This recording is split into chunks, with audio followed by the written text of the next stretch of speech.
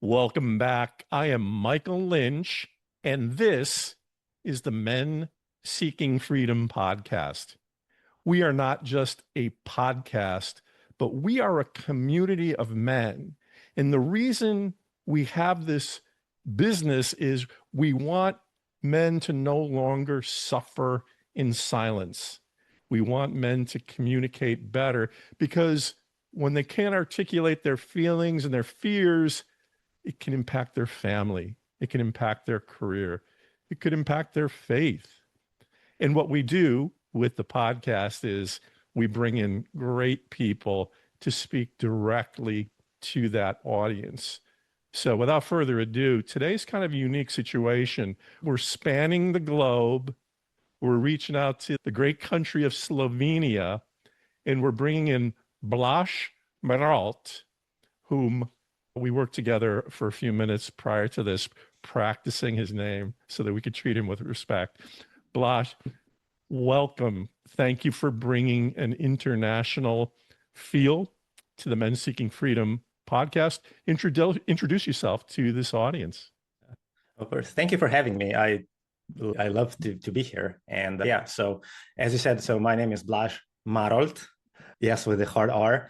And I am a West Point graduate. So I graduated from the U.S. Military Academy of West Point in 2012. I went back to the Slovenian military. And in 2017, after I got my MBA, I left the military and I worked in several different positions. So from a plant production director to a chief of staff to regional ops director in, as I said, like 5 different industries. And now I'm pretty much on my own solo. I'm an entrepreneur where I help small businesses actually support them with their operations and allow entrepreneurs to seek freedom so they have more time for themselves and everybody else around them. One of the things I wanted to ask you about, when you were talking about your past a couple of years ago, you were involved in a career coaching company. Yes. As someone who personally had what I called many career identity crises in his life, just give a little synopsis of what you were doing in that world. I know you said you were working as a chief of staff, but considering that some of the men you're speaking with right now may not feel like they're in the right job, but they know they need to be a provider. Do you have any thoughts on that? Yeah, so we were specifically working with the service academy graduates at that point. So West Point, Navy, and Air Force. But what often happens when you're in a career that you don't want, or you think you deserve something better, but you don't know where to go, is that we often can't or don't know how to communicate our value and what we bring to the table to the prospective employer, right? And then, as it always happens, is we go on either LinkedIn job post and we click easy apply and just hope that 2,000 or thousands of our applications are actually going to get accepted. And then, of course, when they don't, we become discouraged, probably depressed, and says, hey, everything is nothing, like I don't have any value. I feel like completely beaten down. Whereas what we did at that point was we helped people show their actual value with communicating through their LinkedIn profiles. And of course, we rearranged their resumes and CVs and then actually get connected with the correct decision makers, aka the people that were hiring them, and actually almost bypassed the recruitment process. Because in the end, and everybody can just think about this in their head, which jobs did you get when you knew somebody or somebody referred you to another person? And that's around 80% of the jobs get filled because we know somebody. And what we did was we just put in an unfair advantage to those people so that they could actually bypass this and actually get hired to the position that they deserve and they wanted to. Let me use an American term here. You've opened up a can of worms in reference to I've never been in the employment business, but I've always looked at the whole process of, okay, how do I create the perfect resume? And to make certain it plays to the perfect job description, which I've always found job descriptions to be, they obviously paint the picture of the job, but they can be a little bit, I always would look at the list and go, I can do some of that stuff. I don't know if I want to do some of that stuff. And so I like where you're going with, we're really locking into a specific vulnerability now, because I think what you just said is so true of, obviously you've done the work with helping the person go from, wow, this is just a rejection machine if I'm rifling out resumes, to what there's actually hope for people who get rejected. Because yeah, which then is trigger, if you're getting rejected and you're not happy in your job, what does that end up leading to? You have two choices: suffer in the job, or just get fed up, depressed, whatever, and leave the job. And neither of those options is a good one. So what you said you were doing was working on the, go again a little bit deeper in that, in terms of, so the person who's got the resume but getting rejected, you're obviously telling them, there's a different way you can present yourself. If you don't mind, get a little more granular in explaining that part. Yeah. The one thing that we often don't understand about ourselves, right? When I always say it, when we're in our zone of genius, like what we do really well, we often just think of this, hey, that's normal. Like I do this, so everybody else apparently is doing the same thing. They're really good at it, right? But what actually happens is we're really good at that. And this is where our views are skewed. And then when we're presenting ourselves either on LinkedIn or in interviews, we tend to downplay that because we just think that's completely normal. But no, actually, those kinds of things are setting us apart. And those are the ones that we should double down and then just check, what have I been doing in my job or even in my personal life that can align with the job that I want or the position that I'm actually applying to? Because, and if we just go back to the positions, what the employers are actually pushing out, right? They're all BS pretty much. They're like a list of Make-A-Wish Foundation pretty much of, hey, I really want you to have all of this, but we already know that you're probably going to have only 50% of this, but we're going to be okay of you only having 25% of those when we're in the interview, if we like you. And a lot of the times, especially if I'm looking at myself and people who are competent but can't communicate or are a little bit afraid of also putting themselves out into the world, right? And fearing the rejection is, oh, I'm just not qualified enough. Exactly what you said before, Michael, right? It was like, oh, I can do 50% of them, but I'm just not going to apply because there's probably a lot more competent people. No, the ones that are actually applying there are usually the ones that are best at selling themselves. And then we're selling ourselves short because we're like, hey, this is not for me. And I'm going to apply for that low-level position, entry-level position, where they're going to be paying me minimum wage in the rest. And what we need to do here is really dig deep down on what we're really good at. Check the numbers that we were doing, because recruitment people, right, love numbers. Hey, I expanded my profitability by 15% here. I saved this much money and that much money. And we always need to check this and put it on the top.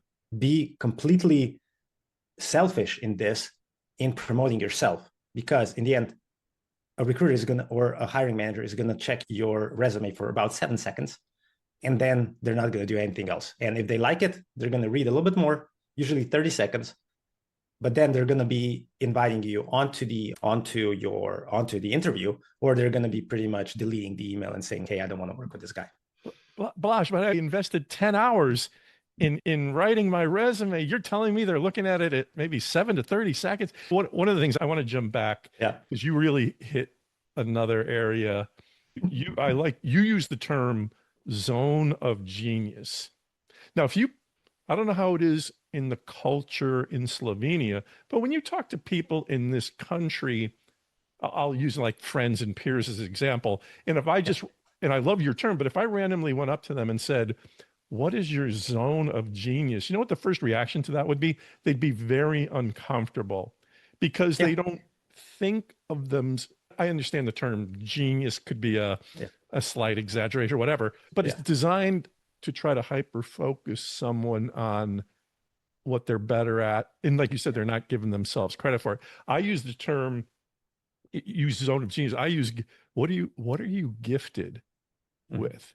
And I think it's very easy, and you implied this, where when you do things as simple that it's so simple to you that it's like breathing, you Yeah. automatically diminish how important can that really be if I can do that stuff. And I think where you're going is Yeah. the more acquainted you get with the stuff that comes easily and you can talk about it easily, that's going to stick with a hiring manager. Yeah, absolutely. And usually why I use zone of genius is exactly like what you said. People are uncomfortable, but they will remember that phrase. And it's, yes, what are you good at? What are you doing? But if I asked you, Michael, what are you good at? That would like almost lower the pressure from you. Whereas if I say zone of genius, I talked about probably for about 2 minutes there when I was giving you the answer, but you focus really on this one and you want to talk about it more. So this is what I want to make sure that people then start thinking, what are they really good at? One thing I want to share with the audience, and I'd love your feedback on this, Blaž, is I do a lot of reading, and one author in particular was talking about how everyone who's working right now should go through an exercise of a little sheet of paper, 3 columns. First column, what are the things I do daily that I just despise? The middle column is I can do these things. Can't really say I love them or don't. And then this particular author used the term, what do you do in your job that captivates and inspires you? Yeah. And I remember it was almost like the author had given me permission to think about it. I don't think anyone's ever asked me what captivates and is in the angle this particular author was talking about. He was talking to entrepreneurs, believe it or not. And he was saying, the more you can understand the captivating and inspiring column, the more you can then work at not, here's another American thing. You got to work on your weaknesses. Oh, that's stupid. That's the stupidest thing ever. Blaž, do you have a hammer there? Can you pull out and just start hitting yourself in the head with it? That's what that exercise is. But what this particular author was saying was be focused on what those. So now we're getting zone of genius, captivating, inspiring is zone of genius. And then how, from an entrepreneur's perspective, how can I delegate to people who do those things I don't do well? And that's their zone of genius. Exactly. This is like what I also do with the people that I work with, business owners. It's like those are probably going to be the second or third thing that we're going to be doing. What do you like doing? What gives you energy? And what takes energy away from you? Because if it's taking away energy, when you have to decide 50 or 60 different decisions in the day, they're going to be taking away your energy. And then you're not going to have the time to actually do things that you need to do. And like you said, when you find this, you delegate or you just cut them out. Are they even important what you're doing? Because some guru online told you something about, oh, you really need to do this, or you need to make a perfect website or perfect something. And even though you don't even have a website, you don't need it as a business owner or whatever. And because they told you, you're doing it. And you're wasting your time, you're wasting your energy for a profit or for some return on investment that will never happen. And yeah, exactly. Blaž, there's a couple of things I want to cover with you here today, and we'll get ultimately to a bit about your personal story of overcoming some of the things you have. But since you opened the door there, tell the audience about, as you referenced your journey to get to this point, and you alluded to it there. Tell us about your entrepreneurial endeavor right now. Yeah. So what I do at the moment is I am a fractional operations partner, pretty much. So I worked with founders and business owners, so who first want to grow their business, yet are struggling, usually wearing several different hats, so 7 positions all at once. And they're working all day, every day, which is pretty much almost any entrepreneur that I know. And they're fighting probably daily fires. And the most important one, they haven't had a vacation in probably that they can't even remember when they had one. So I come in and do the following, right? I make sure that their operations, so their backend is systematized and can actually run without them. So they can go on vacation. And then I allow what we already talked about, the founder to be in their zone of genius. What they do best? What's that? I always ask them, what's the $400 per hour task that you do that can make a difference? And then everything else, leave it to me and I'll actually make it happen pretty much. And I will systematize everything so that you can only focus on that and leave everything to me. And then as a result, they reclaim their time. Usually it's going to be, if they're working most of the day, they're going to be reclaiming like 10 plus hours per week. And we're also going to be increasing their profits because they're actually doing the high-end, high-level impact jobs. And depending on the agreement, I also lead their team for them. And the last one is I'm going to send them on a 2-week vacation to prove that to them that the company and the business can work without them. We're getting into business tactics, but brilliant marketing. One of the things I want to point out to anyone in the audience who, and I don't come across Blaz as a expert marketer, but it's funny if someone was like to randomly meet you and you had 10 seconds to say what you did. I help people that run businesses who haven't gone on a vacation in 5 years. That alone is just like the ultimate, when I say slap in the face, of getting someone's attention. And then you back it up by saying, I'm going to not force you to go on vacation, but I'm going to show you, that you're based in Slovenia. Are you primarily working with businesses in Europe, or do you, based on the virtual world, are you helping people in the United States? Funnily enough, my clients are all in the US right now. I can work everywhere in the world pretty much, as long as I don't need to travel there. If somebody wants me to pack me up to the US and pay me and all of that stuff, no problem. But I do work usually with service-based founders, the ones that are online, and pretty much it's easier for all of us. And I can work from my home, from my office, which is amazing. That's awesome. Do you see this? Are there any barriers to you working locally per se, or is it just you feel you have more like relationships established here in this country? How does that work out? Yeah, so I definitely have more relationship established, and based on my background, my profile being a West Point and the military, usually that kind of portrays more to the US mind than the European one. Because if I talk about this in Europe or specifically in Slovenia, they're going to be thinking that the only thing that I did in the military was shooting people and running around, I don't know, chasing whoever. Me trying to explain that to them, no, that's not true. We are doing a lot more things. It's just like generally more aligned with the US, Canada, and the Western part of Europe that kind of understand what's happening. And I would love to work with people and companies from Europe, but at the moment that just hasn't happened yet. And probably because I'm also marketing more into the US. No, and it's good. I just wanted to clarify that anyone joining us early on might be saying, well, Blaz he's a European entrepreneur guy, but no, it's nice to know that when we're closer to wrapping up, we'll certainly want you to give your coordinates in terms of how people can reach out. One of the things you said that caught my ear in terms of positioning was, what you asked them, what is that $400 an hour? So there's you cutting right to the chase of saying, Mr. or Mrs. Business Owner, what is it that when you're doing X activity, this is moving the needle, and you're using the $400 thing as well.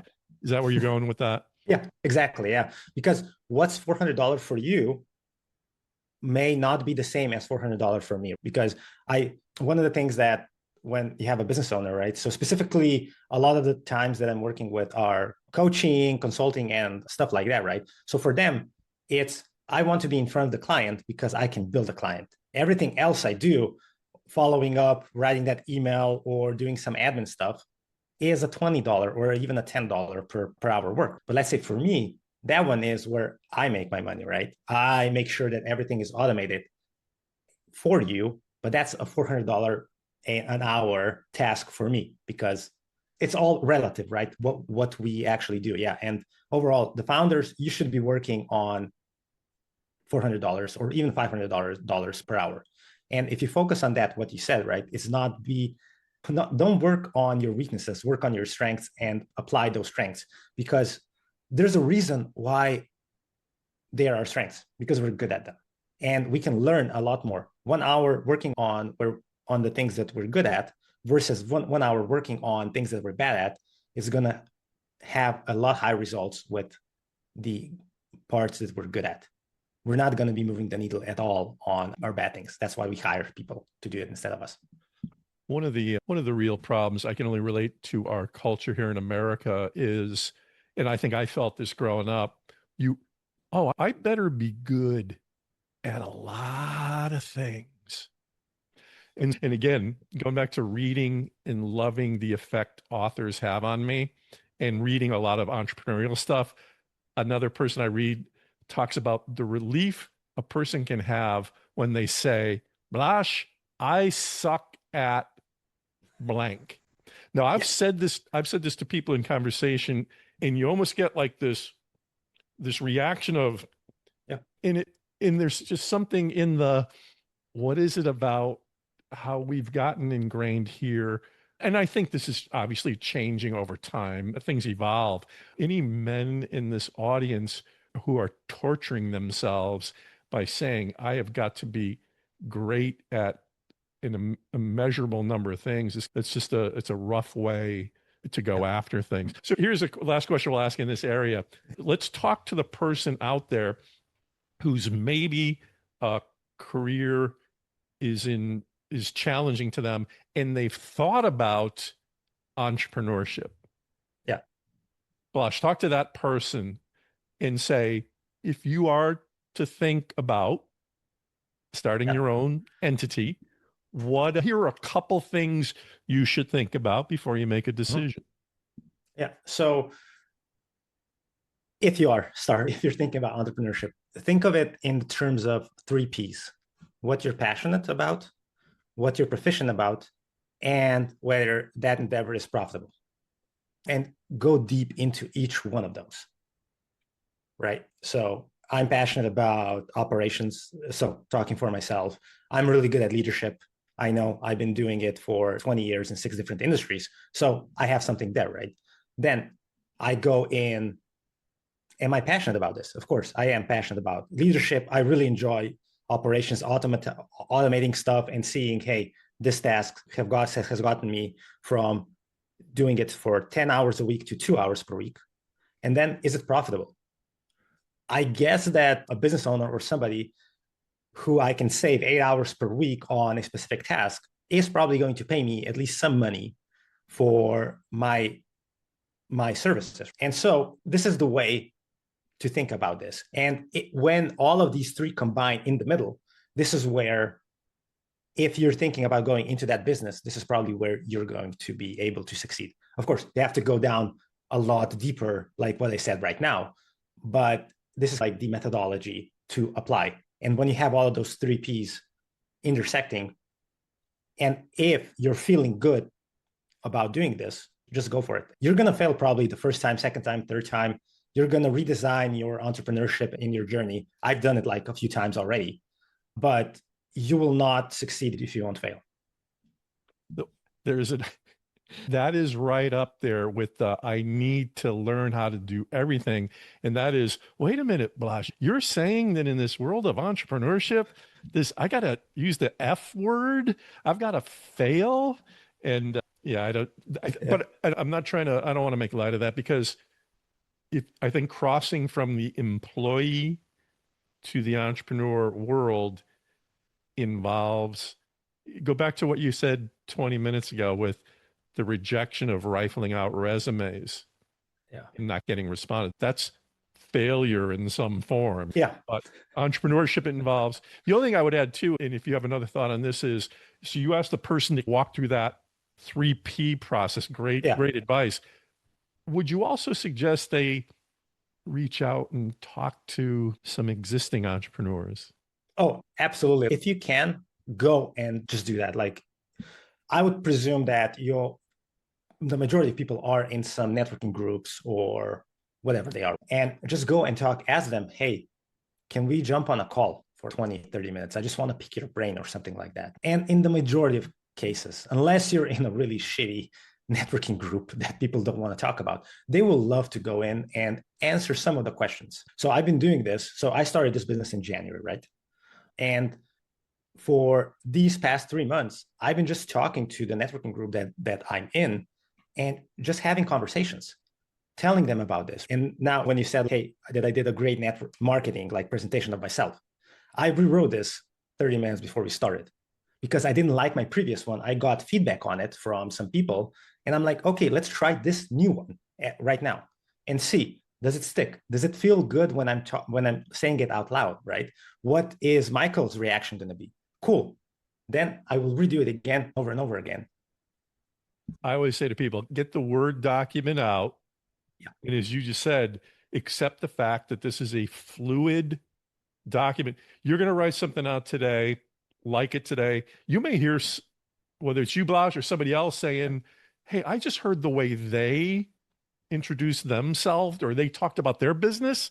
Oh, that just gave me an idea. Let me go back in my Word document and go back. And I think that's talk about measuring your own growth is saying to yourself, yeah, I introduced myself this way in January, but on March 13th, I introduced myself this way. Now, and as you just said, it's got to be in your own words, your own the way you present things. But we could go off on a huge tangent. What I want to do in the remainder of our time together, though, is in your bio that you were kind enough to send to me, you spoke directly to the mission of this group, and that was, you said you're always willing to talk about anything that's been part of your mental health journey and trauma. Mental health, trauma, those are terms we use in Men Seeking Freedom because mental health is very important.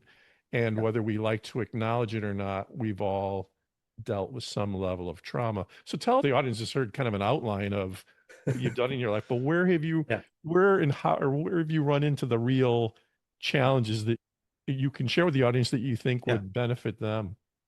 So one of the things, right? So just to create a bottom line where I'm coming from, like I've been heavily abused as a child. So psychologically and emotionally, right? And all of that has been a constant throughout my pretty much life. Where it showed itself the most was that I was always helping other people, giving my whole energy out, but then I never had energy for myself. And coupling that with that I am an empath, I do feel so your emotions, even right now where we're talking and everybody else's, right, in the room and stuff like that, was even harder because as men, and I know it's changing a little bit now, but not as much as, hey, you have to be tough. You can't show your emotions. Why are you crying? Are you a crybaby? You're crying like a girl, and all of those preconceived notions or projections that people have. Even let's say my dad was talking to me, hey, why are you such a wuss? Like straight up. He legitimately, I can still remember it. He showed me a picture of myself. He's like, why are you like this? Why are you unhappy? Like, why are you such a wuss and everybody else is happy around you? And I'm like, I couldn't understand that. And that legitimately can destroy you for years to come. And as well as we're men, we don't want to talk about this. We're afraid of talking about this and also thinking that we're alone in this endeavor, that we're the only ones. Everybody else around us is super happy. Everybody has everything figured out and we're the only ones suffering on the inside and we're pretty much completely empty. And that's how I felt like pretty much the majority of my life, right? Even though you may see my career, like when you were reading our bio and when I was presenting myself, holy shit, like Blaz is amazing, like his career is like up the roof. But on the inside, I felt empty. And this started to really change 3.5 years ago when I pretty much hit rock bottom and I started going to therapy. And finally understanding who I was, what was happening to me in the past, and then slowly resolving the trauma, the triggers that were causing the trauma and my reactions to all and every interaction, to the fact that I'm here now and talking about this. And even if we met 6 months ago, I wouldn't be comfortable talking about my mental health journey. So now I'm there and I know I can help others, specifically men here, that usually we're not allowed this, I would say, freedom to express ourselves because we're going to be branded as weakling. You are just insert any word or anything that you've heard about men talking about this kinds of things, right? And the last thing that I just wanted to say, is like, I can see the progress I've made in 3.5 years, right? I always go and reflect. Where am I right now versus where I was 3 months ago, 6 months ago, 1 year ago? And then I do the most extreme one, where I was when I was at the military academy and where I was when I was like around 12, 13, 14 years old, to see the big difference.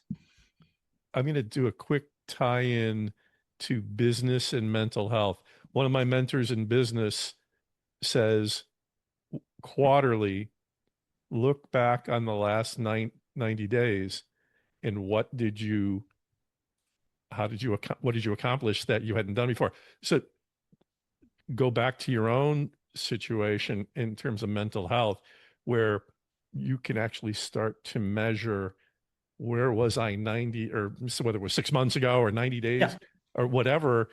It's nice to not just, it's easy to get caught up in the moment with what you're dealing with. But I think as you're referring there, it doesn't hurt to step away. Some people do it through journaling, Blaž, of if you journal anything, you can go, look what I was writing on around the first of the year, roughly in December, and look what I'm writing now. Here's a question I want that will benefit, if you're willing to answer it, that I think can benefit this audience. So you said it was approximately 3 years ago that you started.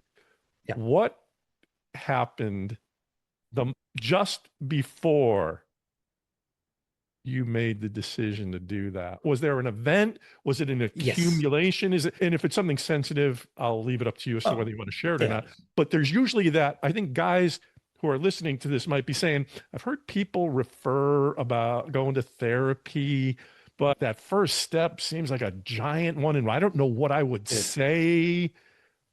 Can you talk about that? Yeah. So first, this is not me selling anything, but I have a YouTube channel specifically where I talk about legitimately all of that stuff. Like just my healing with Blaz, like my thing, I'm talking about why I went to therapy, how I went to therapy. I'm just going to put in the cliff notes here, right? So I knew that I would need to go to therapy at one point or another, but I was always postponing it, right? And then the feeling that was in my body at that point was just like, something was, I don't know, going wrong in my chest area. Like everything was like so heavy, almost like you had a 60-pound weight on me, right? And the actual day that this happened was I got a little bit too drunk at work. So my girlfriend had to actually pick me up from work. And me as I was, I didn't want to leave right away. So we left during the nighttime. And then I was my whole rowdy self and all of that stuff. And my girlfriend then triggered me with some of the stuff she said, and which was alluding to, she acted the way my mom would react in the past, which kind of sent me into a spiral of being really nasty and angry and all of that stuff, right? Then all of this happened. So I don't remember a lot. So I remember the majority of it, but not everything, because I was pretty blacked out drunk at that point. And then the next day, I just felt like shit, like completely. I thought that my relationship was going to be over. So we were at that point living together, and we've been together at that point for 2.5 years. We're still together after six years. Thank you. But at that point, it was like, I need some help. I don't know how to live with myself after this. I don't know how to improve myself. I can't help myself with just reading books or just listening to something. I just need help. And at that point, my girlfriend was so amazing that she also found a therapist for me. She knew one of her classmates was actually she just got her therapy license, but that person knew of a therapist that she worked with before. I would have never have been able to find that therapist by myself, because she doesn't even, you will not, even if you typed her name in right now, there is no trace of her, because she only works from references and referrals. And she has a big ass line of clients waiting for her. And and at that point, I started what to say in therapy, right? Because everybody thinks, oh, I need to say this, I need to say this. I thought about this for the first month, but then in the end, when you're there, just talk. Your subconscious is going to talk. Your therapist is going to guide you. And whatever comes out is the only thing that you need to do is trust yourself and trust the therapist that they want the best for you. And everything else is going to follow from there. The therapist knows what they're doing because they're good. We have, boy, there's a lot of great stuff there. There's a TV show that just ended in America called Blue Bloods. And it's about an Irish Catholic family, all in police. And the father, Tom Selleck, is the actor. He was very resistant to talking about the pain in his life. And they had a great character in the show who was the therapist. And so he's dealing with this obstinate older man with more pain that you could ever imagine. Yeah. And just the therapist, this is even in a TV show, he said something I'll never forget. The therapist says, "Sir, the happiest person on earth needs 5 minutes to unload about something." And I just thought, so you're right about the fact that a therapist, just by sitting down, "Hey, Blash, how you doing today?" You might be able to just at that moment in time rattle off, "You won't believe what happened to me this morning."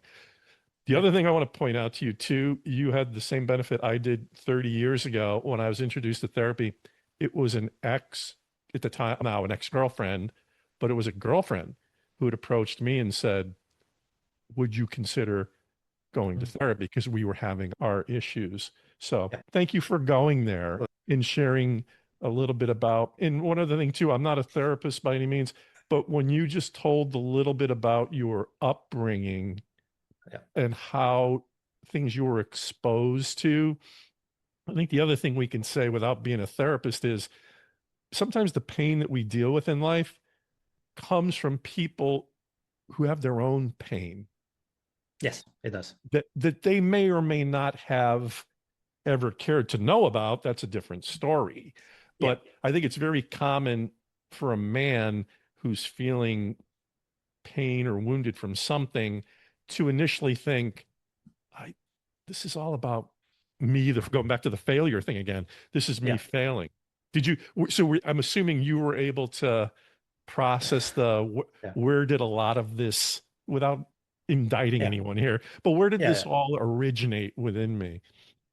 It originated from my parents, pretty much. I've already established that. And to your point, when you were saying, right, they also had their own pain and all of that. And when you've gone through therapy, I call it like a sinus curve of like positive emotions, negative emotions, hating, understanding your family, and doing all of that. Because like I'm still at that point, and I know that apparently at one point or another, I'm not sure that I'm gonna probably forgive my family for that. Let's say I'm not there yet, and that's completely fine, right? Because my therapy, I know, is probably gonna last another 10 years, if not more. But what I focus on is specifically on myself. I don't legitimately at this moment care about why my family did this, what was their reasoning behind this, because I do understand it's generational trauma, specifically if you go back in where we were, like my great-grandparents fought in World War I, like my grandparents survived World War II, and all of that other trauma after with communism and all of that stuff was then portrayed to my parents. But at this point, I don't care, because if I try to understand what they were feeling and why they were acting like this, is I'm going to try and figure out what their therapy was supposed to do. I need to understand what my triggers were, what I was feeling, and then correct it for myself so that the energy that's still pent up in trying to just mitigate the traumas that I have still locked somewhere in my subconscious brain can be released, and then I can live my fulfilled life, whatever I want my life to be. Good for you. Yeah, I respect what you said about we can only, as my therapist says to me, deal with your own shit. And but the key point to somebody who maybe has never walked down the road at all is to first say, whether it's parents or whomever, something in your life has contributed to something causing discomfort. Yes, you want to work at being a better person today. That's obviously key to all of it. But I think just in knowing that, hey, I'm not alone. Other people deal with stuff that came before us. Before we wrap, tell us, I'm looking behind you and I'm seeing a couple of headwear items. These two, right? Yeah. Tell us about that. So this one is from West Point. It's the cadet gray hat, which we wore specifically during the winter times for more of the official functions, right? So if we had, let's say, an Army football game, which we had to go, unfortunately, I don't like football, American football. So I was suffering every Saturday that I had to be up at the stadium. You've just lost half of our audience. I know. I'm kidding. It's click down. I'm not watching this podcast, listen to the podcast again. But so this one is the formal one.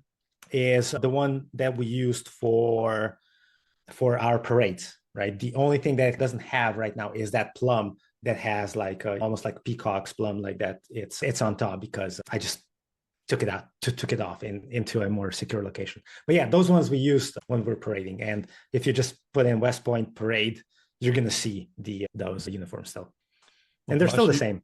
You are a fascinating character. I'll tell you that Thank right you. now, and I'm Appreciate so it. thankful you joined us. So let's talk your Blash coordinates here. You made the reference to your Yeah, YouTube channel. So yeah, for the men or women wanting to share this with yeah. men watching this or listening to this, where's the best place to find Blash online? Yes. So if you're looking at like mental health and all of that, like it is my YouTube channel specifically for my mental health. If you're looking for either business or just to connect with me, the best one is to go to LinkedIn, to my LinkedIn profile, and just hop in, connect with me, ask me, hey, saw you here. I would love to hop on a call with, I pretty much hop on a call with anybody, unless they're trying to sell me right away something. Then I just block them. So yeah. But Blash on YouTube, is it Yes. under your name or did you give a name to your mental health work? It's just healing with Blaz. It's if you type this in, you will find this. You may find my other two channels, which I specifically talk about leadership and my business pretty much. So yeah, I'm crazy. I do have three YouTube channels that I just post because I enjoy talking. Here's another thing to add to that. So thank you for sharing that. By the way, when I post this on the Men Seeking Freedom, all of your coordinates will be listed with the episode. But another reason to reach out to Blash is he's been willing to endeavor to go into the world of YouTube, which is starting to be like McDonald's customers in America. I don't know about over in It is. Slovenia, but no, but just there's another reason to say, Blash, I saw you. Just tell me about your philosophy on. I love your mental health stuff. How are you applying YouTube, that type of thing? But, Yeah, but exactly. Blash, thank you, sir. I hope we Thank can. you. I hope somewhere down the road we'll speak again. To those who Hopefully. are watching this episode, please share it. We've got a lot of good that came out of everything from employment to Balazs's personal challenges that he went through and the great advice and the great outcomes it seems like he's experiencing. So please share this. By the way, please always go if you'd like more information about Men Seeking Freedom. Ironically, we use the website menseekingfreedom.com, and I will see you on the next episode.